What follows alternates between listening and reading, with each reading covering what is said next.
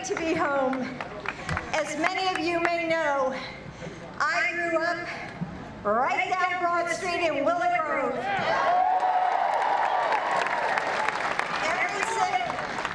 Every single weekend, my four sisters and I would pile into our family station wagon and cross the Tacony-Palmyra Bridge to go to see my grandparents in southern Jersey.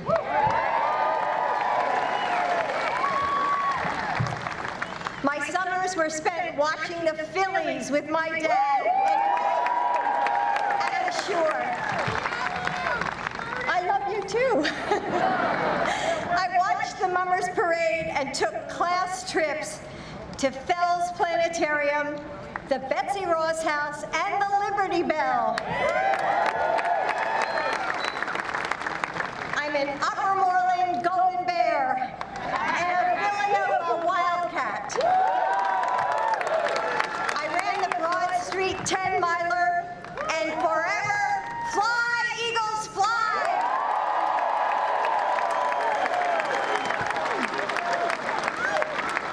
So as you can see, this city is part of who I am, and no matter where I go or where I am, I will always and forever be a Philly girl.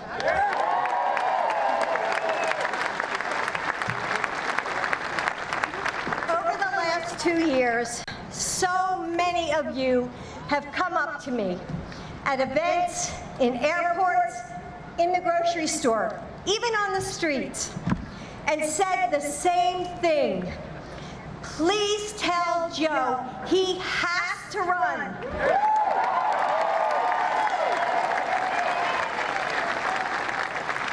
People have said that they miss his statesmanship, his ability to find common ground. They miss his diplomacy and his deep experience working with our allies around the world.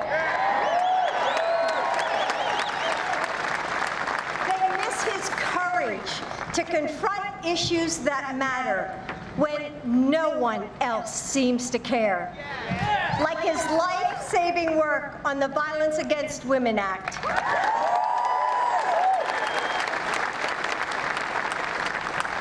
But it's not just that they miss his leadership, they miss his kindness, the way he inspires us to keep believing that our best days are yet ahead of us.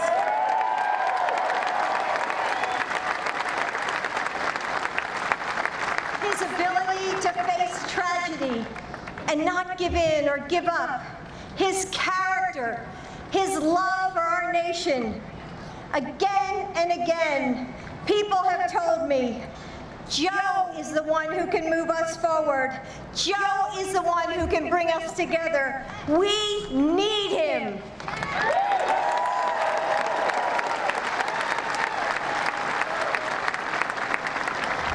And you know what? I agree. I miss that feeling of hope and optimism too. But you know what, Philly? Today we begin to restore that feeling.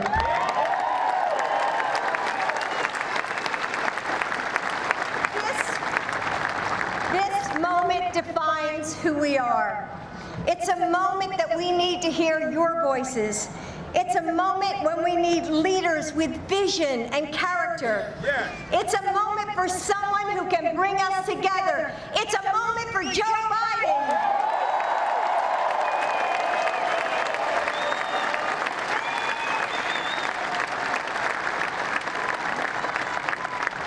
We are starting an enormous journey today. The Biden family is ready, and we will do this as we always have, as a family. And we know that all of you are with us too.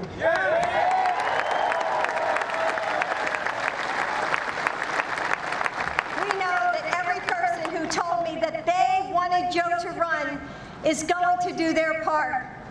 We know you're going to talk to your neighbors, text your friends, knock on doors, get them to the polls. We need you. You got it.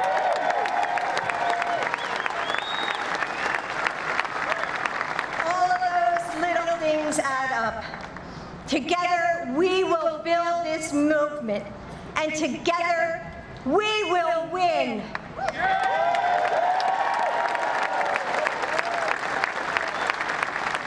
For as long as I've known him, Joe has never given up, never failed to see the possibilities, and never had any doubt about who he's fighting for.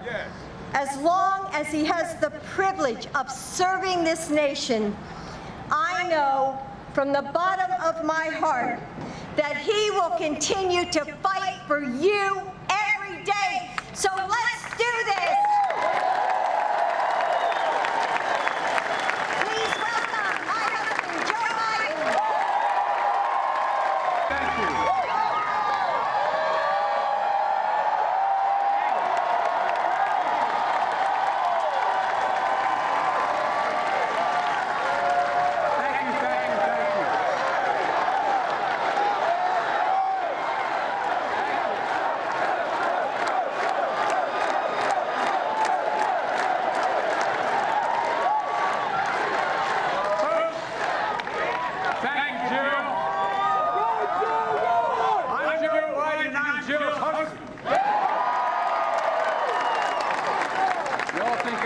That's how I'm identified.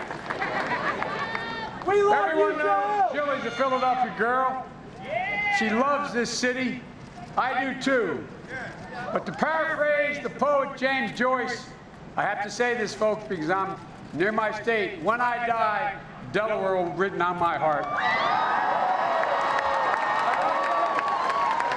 Look, I'm mildly prejudiced, but I think she made a great second lady, and she's going to make one heck of a first lady. In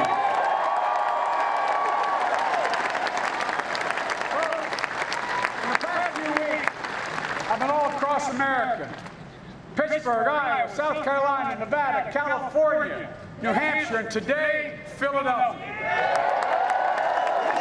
This is just getting started. And I promise you this, no one's going to work longer, no one's going to campaign harder to win your heart, your trust, and your support than the son of Captain Eugene from Scranton, Pennsylvania.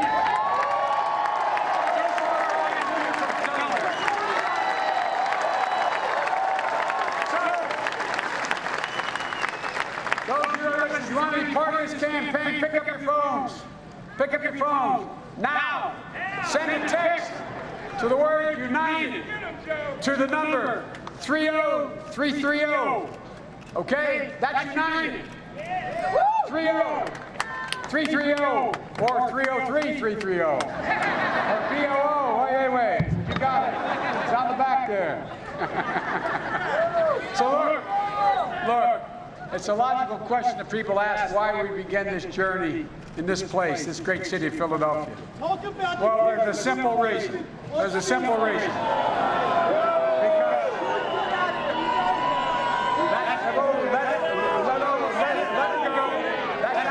Other campaigns do it this way. We don't do it.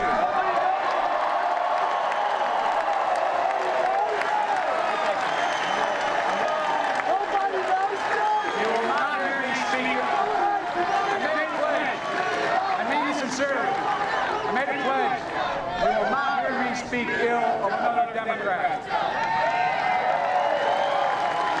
Look, the reason we're here is because, in a literal sense, this was the birthplace of our democracy. It was here over the fact is, two of the most important documents, not only in our history, but the history of the world, were written right here. In 1776, the Declaration of Independence. We hold these truths to be self-evident. These words are the basis for the American creed: equality, equity, fairness, decency. America didn't live up to that promise for most of the people at the time, the people of color, for women, but we were born of an idea that every single solitary person, given half a chance, no matter where they're from, given half a chance, there's not a single thing they cannot do if they work at it. Nothing's beyond it. That's who we are. 1787, the United States Constitution. We the people, This word's changed everything. Power rested in the people, not the government. Freedom to think, to speak, to act, to criticize your government. All protected. We became the model for the world.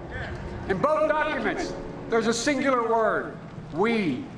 We hold these truths self-evident. We, the people. Both. You got to remember this. Both were statements of a common purpose of one people, one nation. Our Constitution doesn't begin with the phrase, we the Democrats, or we the Republicans. And it certainly doesn't begin with the phrase, we the donors. Look, it began with the phrase that stands for, we're all in this together. We need to remember that today. I think more than any time in my career. Our politics has become so mean, so petty, so negative, so partisan, so angry, and so unproductive. Instead of debating our opponents, we demonize them. Instead of questioning judgments, we question their motives. Instead of listening, we shout. Instead of looking for solutions, we look to score political points. But no more.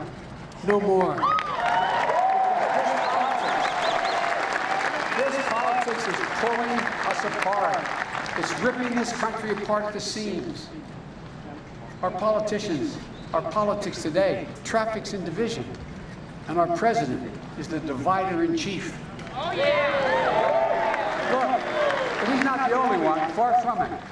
He's just the worst practitioner of politics that singles out, scapegoats, and demonizes. He holds out the other as a source of all their problems. You hear it. The immigrant, the Muslim, anyone different in creed or color or conviction. They're the problem. That's what he says. That's been the scheme used by unscrupulous politicians for decades.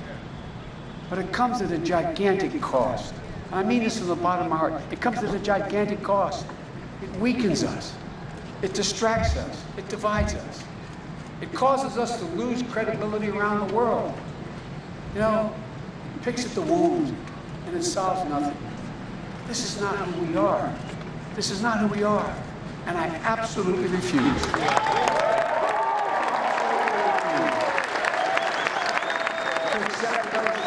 what we have to be. Folks, in this country, we're all bound together in this great experiment of equality and opportunity and decency. We haven't lived up to it. We've never given up on it. Everyone, and I mean everyone is in on the deal. That's why we've been the beacon of hope for the rest of the world. That's why the world has always looked at us. That must be Bernie or somebody. I don't know who that is. America's unique in all the world. America, folks, is an idea. An idea stronger than any army, bigger than any ocean, more powerful than any dictator or tyrant. It offers hope to the tired, the poor, your huddled masses, to breathe free. What's written on the Statue of Liberty? We seem to have given up on it. America guarantees everyone, and I mean everyone, be treated with dignity. America gives hate no safe harbor. That's what we believe. That's who we are. And I believe America has always been at its best when America has acted as one America. One America. One America may be a simple notion, but it doesn't make it any less profound. This nation needs to come together. It has to come together. Folks, we started this campaign, and when we did, I said I was running for 3 reasons. The first is to restore the soul of the nation, the essence of who we are. And the second is to rebuild the backbone of this nation. And the third, to unite this nation. One America. One America. Folks, I know some of the really smart folks say Democrats don't want to hear about unity. They say Democrats are so angry that the angrier a candidate can be, the better chance he or she has to win the Democratic nomination. Well, I don't believe it. I really don't. If Democrats, I believe Democrats want to unify this nation. That's what our party's always been about. That's what it's always been about. president to add to our division, lead with a clenched fist, a closed hand, a hard heart, to demonize your opponent, to spew hatred. They don't need me. They got President Donald Trump. I'm going to go for our country, Democrats, Republicans, and Independents, a different path. Not back to a path that never was, but to a future that fulfills our true potential as a country. Now, some of these same people are saying, you know, Biden just doesn't get it. You can't work with Republicans anymore. That's not the way it works anymore. Well, folks, I'm going to say something outrageous. I know how to make government work. Not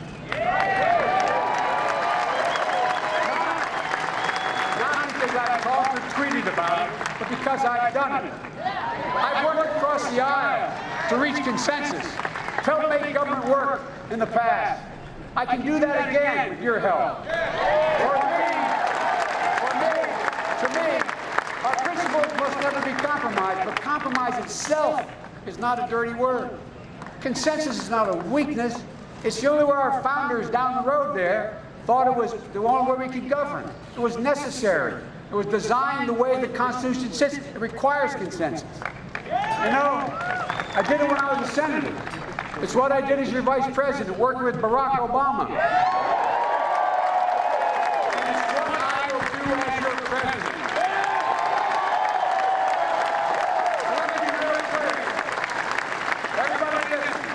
Democrats and Republicans. If I'm elected your president, I'm going to do whatever it takes to make progress on the matters that matter most: civil liberties, civil rights, voting rights, women's right to choose, national security.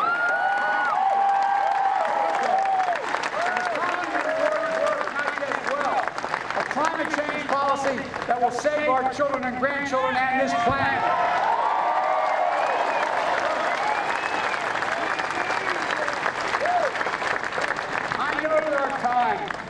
I know there are times there's only a bare-knuckle fight will do.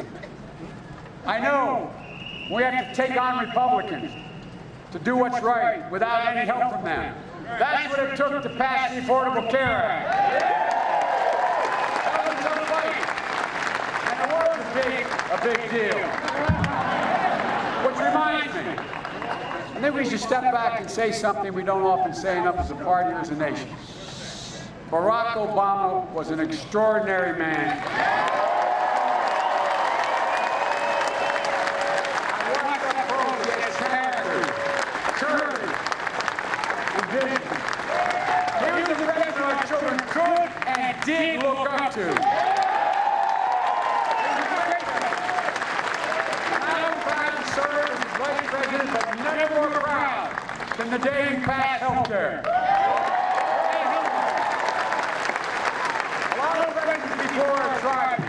Other administrations have not been able to do it.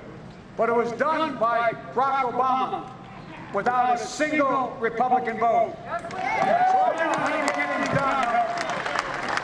I don't know how to go toe-to-toe with the GOP, but it doesn't have to be, and it can't be that way on every single issue. Look at the Recovery Act.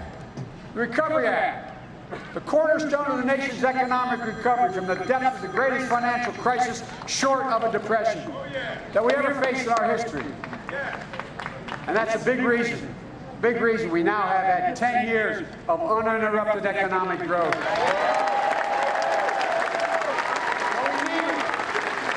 We needed to find 3 Republicans in the United States Senate to get it passed. It was my job to find them, persuade them. I did, they did, and the country did better than it had before. One more aside. I know President Trump likes to take credit for the economy and the economic growth and the low unemployment numbers. But just look at the facts, not the alternative facts. President Trump inherited an economy from Obama-Biden administration that was given to him. Just like he inherited everything else in his life.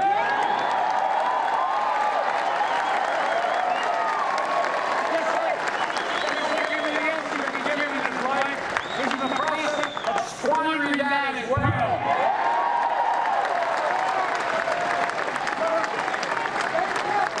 The Recovery Act helped save this devastation from economic ruin. To get down to it, we had to get the work done. We had to bring a few Republicans along. If we hadn't done it, we could have had another Great Depression or economic ruin.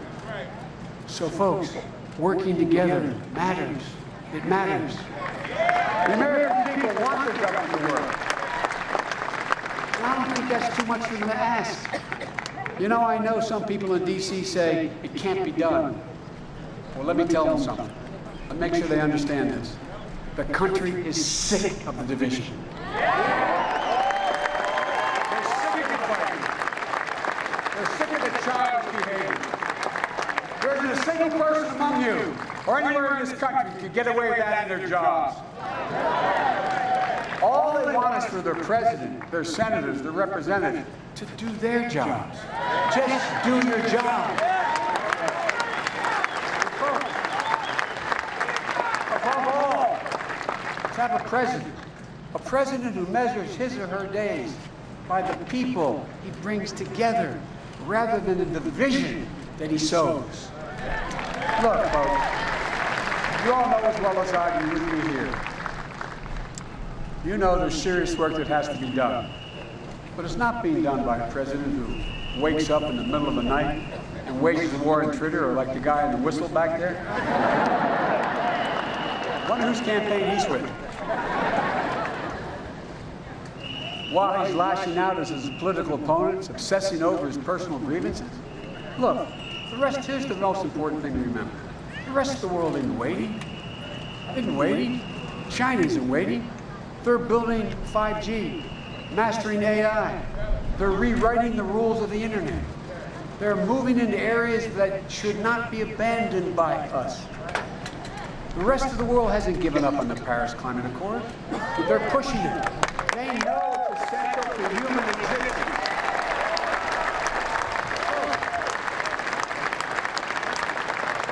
The greatest challenges we face in the future will be over technology, intellectual property, clean energy, a warming planet. There's not a single thing that building a wall or imposing another tariff can address on any of these issues. Folks, we need a 21st century strategy for America. But every tool that Donald Trump uses is out of the past. Folks, we have to get focused on the future. It's the only way we're going to invest in an educational system our people need to succeed in the 21st century. Jill always says, she's a community college professor, she always says, any country that out-educates us will out-compete us. That's just a natural fact. That success will come when we generate free community colleges. Continuing education allowing people to fill jobs, a stronger commitment to pre-K, and so much more.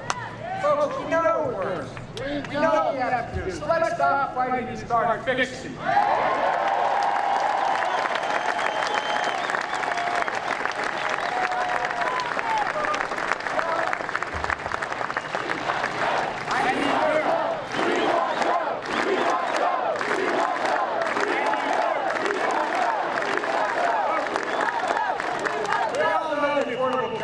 Historic achievement. 20 million Americans got coverage. Over 100 million people with pre-existing conditions could no longer be denied coverage. To restore dignity to the parents who couldn't afford to take care of their children's health care. And now we need to go to the next step. We shouldn't start over, and we surely shouldn't tear it down. To me, giving every American, the right to choose a public option like Medicare is the best way to get everybody.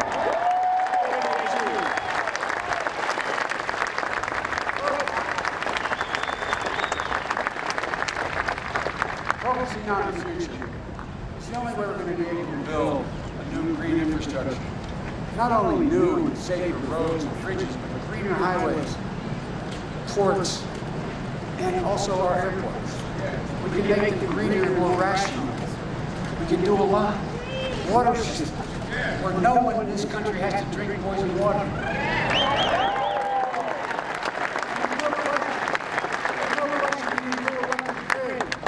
protects this nation from cyber attack, that is able to transmit solar and wind energy across those same lines. Folks, we know what we have to do. That's why I'm running. As I said, let's stop fighting and start fixing. And we can all do it together.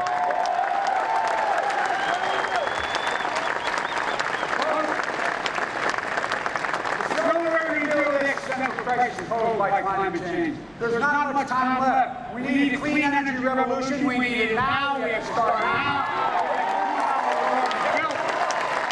By the way, we have to stop saying clean energy and job creation don't go together. They do. They do. These things are the best goal possible. But folks, we have to work together to get it done. Look, we're never going to convince the climate deniers or those special interests. But even now, some of those special interests, traditional polluters, are realizing gas and oil industry, automobile manufacturing. Guess what? They're saying on television the other day, Mr. President, you got to do something about global warming. The oil industry, because they're going to be underwater. Not a joke. Not a joke. The automobile industry. They agreed when Barack and I came along and said, we're going to double the cafe standard. They thought it was a good idea. They didn't even agree with the president and rolled it back. What in God, who is he trying to please? Folks, we need a president willing to lead, who will insist on dramatic change. The single most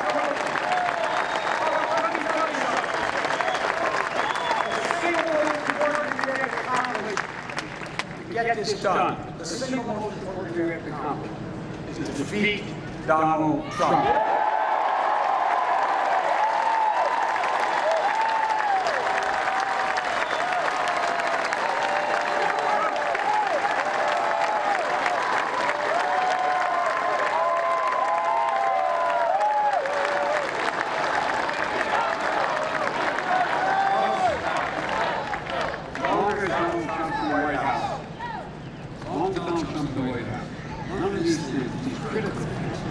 Get done.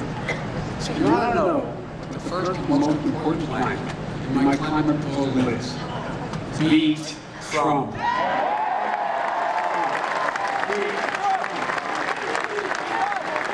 something you need to remember. Everything I just discussed, from everything I just discussed, from education, infrastructure, the healthcare, the climate, there's an overwhelming agreement among the American people. What should be done? That's true, he doesn't. But the people are not divided, it's our politics is divided. And that gap, that's causing the failure to act. It's giving rise to the worst elements in our society. People coming out from under the rocks, out of fields, carrying torches. Folks, it asked me a few years ago if our democracy was at stake. I would have smiled and laughed. No more. No more. The threat to this nation, to our democracy, is real. It's clear and it's present. You've watched the president now for 3 years. Look at what he's doing. Instilling fear. I mean, not joking. Instilling fear. Sowing division. Sowing racial division. Undercutting every institution that was designed to check the abuse of power by the president or anyone else. All this for what reason? All this in order to solidify his base and expand his power. Think about it. No, really. Think about this. There's relentless attacks on the free press, fake news, the enemy of the people. They're nothing to be dismissed. Tyrants and dictators all over the world are using the same language to stifle dissent and solidify their own power in the country. His attack on the independence of courts, saying you cannot trust a judge because of his Mexican ancestry. By the way, I made this speech here 10 years ago. You'd laugh at me. You say, that's not going to happen. That can't be America. That can't be America. Democrat or Republican. Folks, his attack on the co-local branch of government, the Congress, blocking their constitutional responsibility to legitimately engage in oversight, placing him above the law. And by the way, without a whimper from the Republicans in Congress who know better. They know better. These things are ferocious. They threaten the core values of this nation. They undermine, not kidding, they undermine our standing around the world. Everything they has made America America is at risk. Let me ask you, are we a nation that believes there's a moral equivalence between white supremacists, neo-Nazis, Ku Klux Klan, and those with the courage to stand against them? But Trump does. Trump said there's moral equivalence. Are we a nation that believes ripping children from the arms of their parents at the border? No, we don't. But Trump does. Are we a nation that embraces dictators and tyrants like Putin and Kim Jong-un? We don't. But Trump does. Look, every day we're reminded about this election about we have to remember who we are, what we stand for, what we believe. And every day we're reminded there's nothing guaranteed about our democracy. We have to fight for it. We have to defend it. We have to earn it.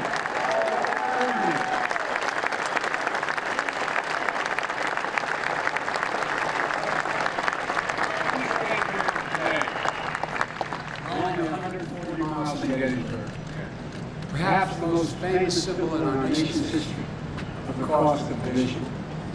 In the Gettysburg Address, Lincoln didn't only honor the bravery of those who lost their lives. He had a message for the living. He said, "It is for us to be dedicated to the great task remaining before us, that a government of, by, for the people shall not perish from the earth."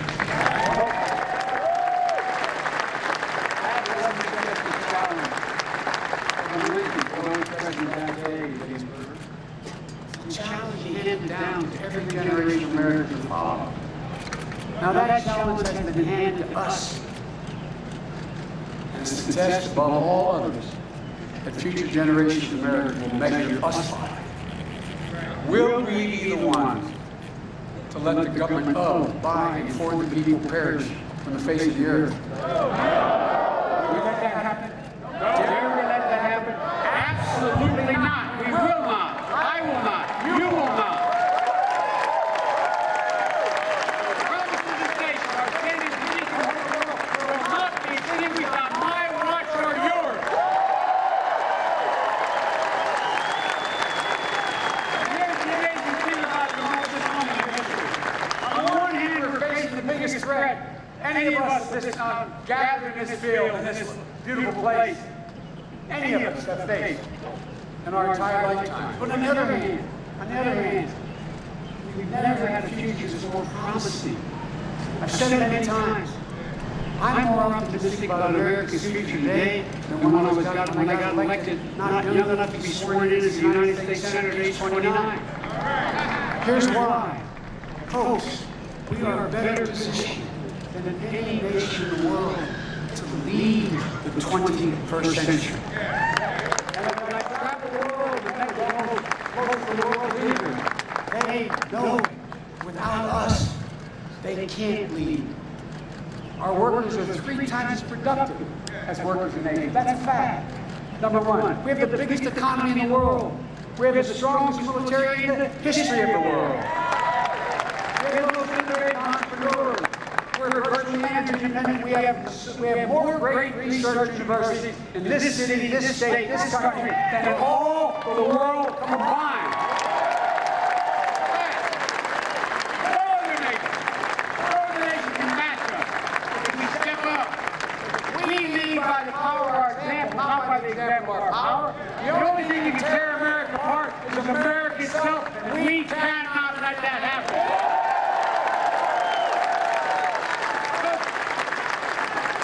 Everybody knows who Donald Trump is. Even his supporters know who he is. But I have to let you know, here's the deal. We have to let you know who we are, what we stand for. We choose hope over fear.